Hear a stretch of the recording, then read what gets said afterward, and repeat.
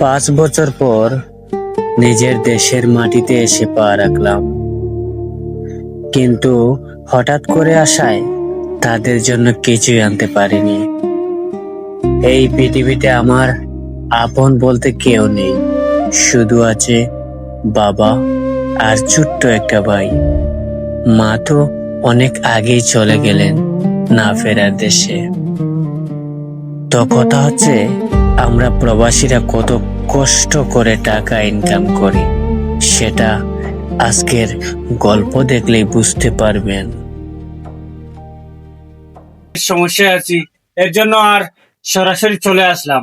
আচ্ছা, বাবা কোথায়? বাবাকে তো দেখতে পারতেছি না। বাবা, ও বাবা, বাবা, ও বাবা। বাবাকে খুঁজে আর লাভ নাই, বাবা এ দুনিয়াতেই নাই। কি কি কি বলিস? এই কি বলিস তুই? বাবা নাই মানে? বাবা কোথায়? এই কথা বলছিস না কেন? এই কথা বল, কি হয়েছে? বাবা কোথায়? বাবা আসলে 1 মাস আগে মারা গেছেন। কি বলিস এসব?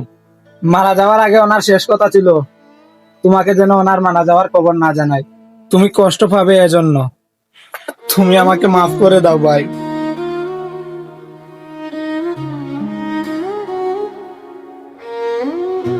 তুই তুই এসব কি বলছিস?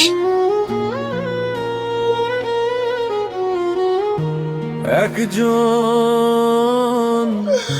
প্রবাস থেকে ফিরছো, কেমন আছো এখন?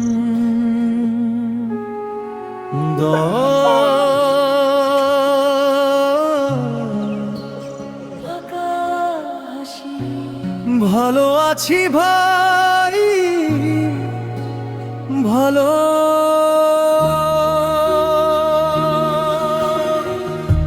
বছরের পর বছর কষ্ট করে টাকা পাঠাই, আজ দেশে ফিরে দেখি মন খারাপ করিস না ভাই, কার মৃত্যু কখন আসে সেটা তো আর কেউ বলতে পারে না। তুই তুই মন খারাপের কথা বলছিস? মন খারাপ করবো না কেন বল? এতটা বছর প্রবাসের মাটিতে ছিলাম সেই বাবার জন্য। মা তো অনেক আগেই চলে গেলেন, কিন্তু কিন্তু ওনার মৃত্যুর খবরটা আমাকে একটি ভালো জানানো হয়নি। কার জন্য আমি এতটা বছর, কার জন্য এতটা বছর আমি প্রবাসের মাটিতে আসলাম? তুই বল, আমি কার জন্য এতটা বছর আমি প্রবাসের মাটিতে ছিলাম? বল ভাই। মন খারাপ করিস না ভাই, আমিও ঢাকায় ছিলাম। আমি নিজেও জানি না তোর যে বাবা মারা গেছেন। আমি নিজেও কয়েকদিন আগে শুনছি। এখন আর কি করবি? ওনার জন্য দোয়া ছাড়া তো আর আমাদের জন্য আর কিছু করার নাই। উনি খুব ভালো মানুষ এবং সৎ মানুষ ছিলেন। আল্লাহ যেন ওনাকে বেহেশত নসিব করেন, এই দোয়া করি। আরে ভাই, আমি তো সেটাও জানি না আমার বাবার কবরটা কোথায়, সেটাও আমাকে বলা হয়নি। আমার বাবার কবরটা কোথায় সেটাও আমাকে বলা হয়নি এখন পর্যন্ত। সবকিছু জানতে পারবি সময় হলে। মন খারাপ করিস না, এখন চল। ভাই এখন মন খারাপ করিস না, চল বাড়িতে যাই।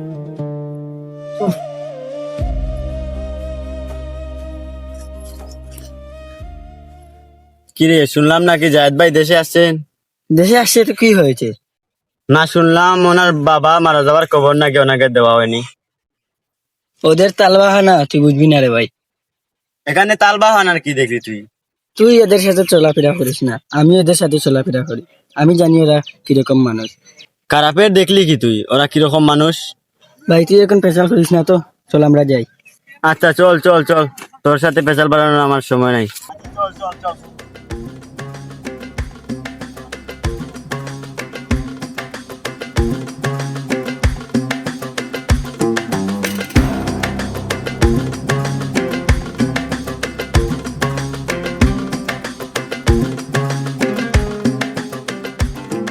কিরে, কি করস? দেখতে পারছিস না আমি কাজ করতেছি। কি জন্য আসছিস আগে সেটা বল। দরকার, এই জন্য তো আসছি। দরকার কি বল তাড়াতাড়ি, আমার আবার কাজ আছে। শুনলাম তোর ভাই বিদেশে থাকাকালীন তোর বাবার মৃত্যুর খবর নাকি তোর ভাইকে দেশ নাই। আমাদের পারিবারিক বিষয়ে তুই না আসাই ভালো, এতে তোর জন্য মঙ্গল হবে। আরে বেটা, তুই রেগে যাচ্ছিস কেন? আমি তো ভালো কথাই বললাম। এত ভালো কথা বলা লাগবে না ভাই, তুই এখন যা এখান থেকে, আমার কাজ আছে। শুন, আজকে তুই আমার কথা শুনিসনি, একদিন তুই ঠিকই পস্তাবি। আচ্ছা, সময় হলে পস্তাবো, এখন তুই এখান থেকে যা। সব আজাইরা পেশা লাগিয়ে আমার সামনে পড়ে। তুই আমার কথা বুঝলি না। আচ্ছা যা।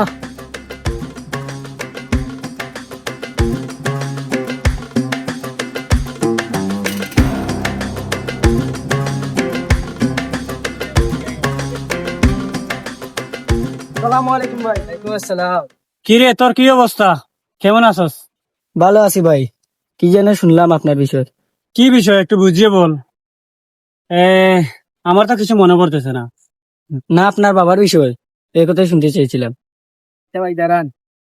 কি? এত মানুষ বলা না ভাই, এখানে কথা এখানে লাগায়, এখানে কথা এখানে লাগায়। আচ্ছা সমস্যা নাই, যে যা করতে পারে করুক, আমরা আমাদের রাস্তায় আছি। আচ্ছা আমাদের লেট হয়ে যাচ্ছে, চলো।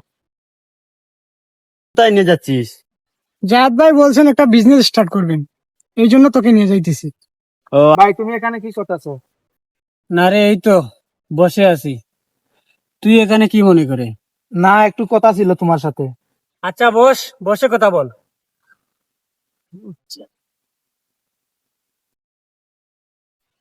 আচ্ছা, আমি কি তোমার আপন ভাই না? কেন, কি হয়েছে? খুলে বল আমাকে। তুমি যে সারা এলাকায় বলে বেড়াইতাছো বাবার মৃত্যুর খবর তোমাকে দেই নাই, ওটা কি ঠিক করছো? আচ্ছা ঠিক আছে, আমি যাই, পরে এসে কথা বলবো। আচ্ছা দাঁড়া দাঁড়া, তোর সাথে আমার কিছু কথা আছে। আচ্ছা বলো, কি কথা? তাড়াতাড়ি বললো, সময় নাই। তুই তো জানিস আমি প্রবাসে যতদিন ছিলাম ততদিন আমি যত টাকা আমি ইনকাম করছি সব টাকা আমি তোর অ্যাকাউন্টে পাঠাইছি, এবং দেশের মাটিতে যতগুলো জায়গা জমি কিনেছি সবগুলো তোর নামে কিনেছি।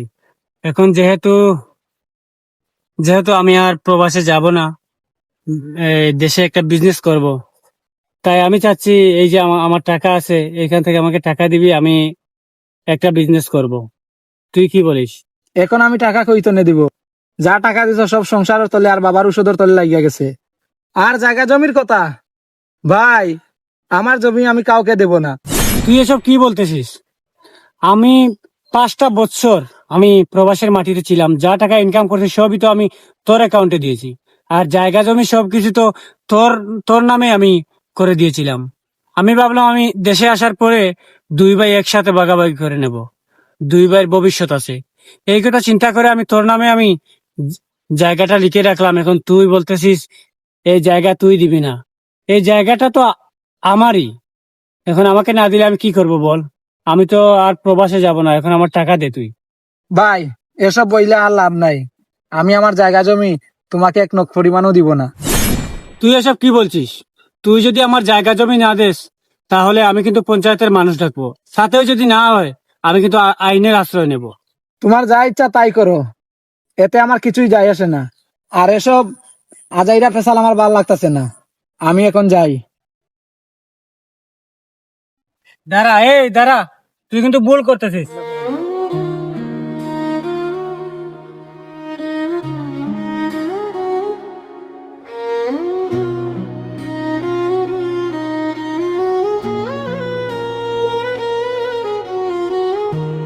একজন প্রবাস থেকে ফিরছো, কেমন আছো এখন?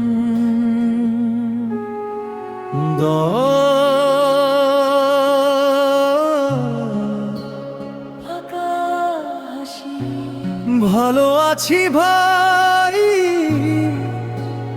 ভালো।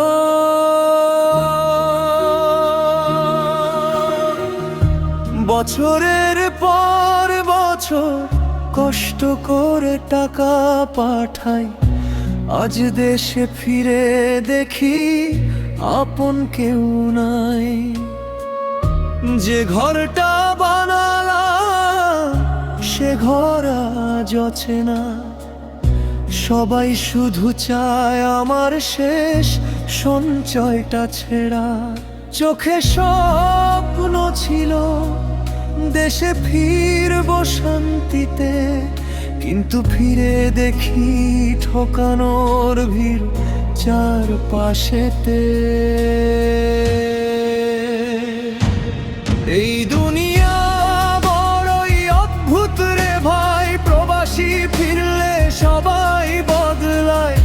টাকা থাকলে সবাই আপন হয়, শেষ হলে কেউ পাশে নয়। এই জীবনটা এক জেলখানা, ভালোবাসা এখানে ভাড়াখানা। যে মানুষকে আপন ভাবি আমি, সেই মানুষই দে বেদনা।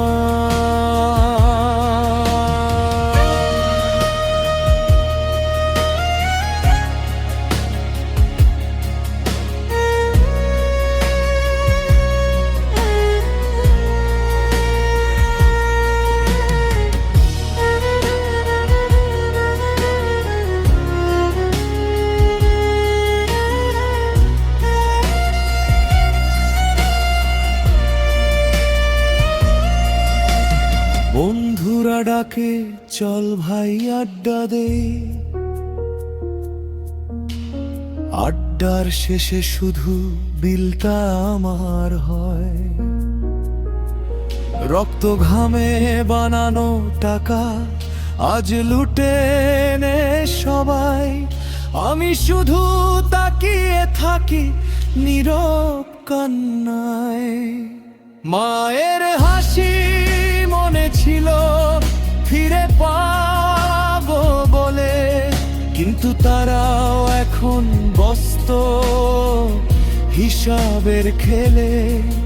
টাকা গেলে মানুষও যায়, এই শহরের নিয়ম।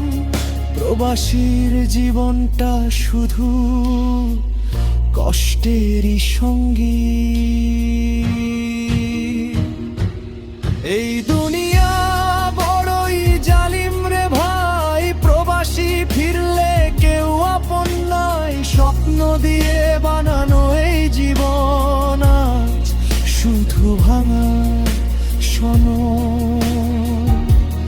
এই জীবনটা এক জেলখানা, যেখানে নেই কোনো ঠিকানা। কষ্ট ছাড়া কিছুই নাই প্রবাসীর এই গল্পটাই।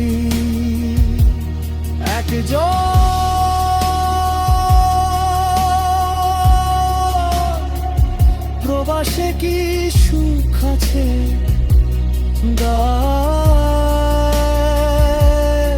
না রে ভাই, শুধু কষ্ট আছে, শুধু কষ্ট।